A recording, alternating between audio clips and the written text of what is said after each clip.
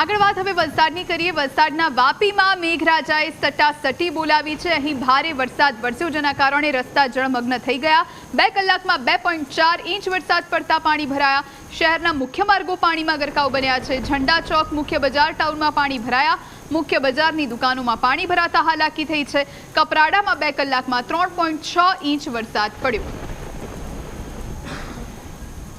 શ્રાવણના પહેલા જ દિવસે મેઘરાજાએ વલસાડ જિલ્લા ઉપર મન મૂકીને વરસી રહ્યા છે, ત્યારે વાપીના અંદર 2 કલાકના અંદર 2.4 ઇંચ જેટલો વરસાદ ખાબકી ચૂક્યો છે, જેને લઈને વાપીના નીચાણવાળા વિસ્તારોમાં પાણી ભરાવાની સમસ્યા જોવા મળી છે।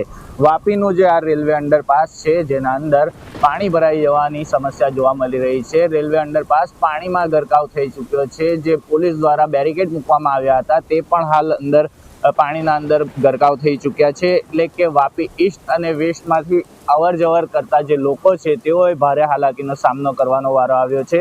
વાપીનો બલીઠા વિસ્તાર હોય, રેલવે અંડરપાસનો વિસ્તાર હોય, કરમબેલી ફરીને લોકોએ અવર જવર કરવું પડી રહ્યું છે, જેને લઈને વાપી મનપાની જે બેદરકારી છે તે પણ સામે આવી છે। બીજી તરફ જે આ પાણી જે ભરાયું છે તેને હાલ બહાર કાઢવાની પણ કામગીરી ચાલુ કરવામાં આવી છે, પરંતુ જે પ્રમાણે વાપીના અંદર વરસાદ વરસી રહ્યો છે, જેને લઈને વાપીના અનેક વિસ્તારોના અંદર પાણી ભરાવાની સમસ્યા જોવા મળી છે, જેને લઈને વાપીવાસીઓએ ભારે હેરાનગતિનો સામનો કરવો પડી રહ્યો છે। Heratsinh Rathod, news capital, Vapi.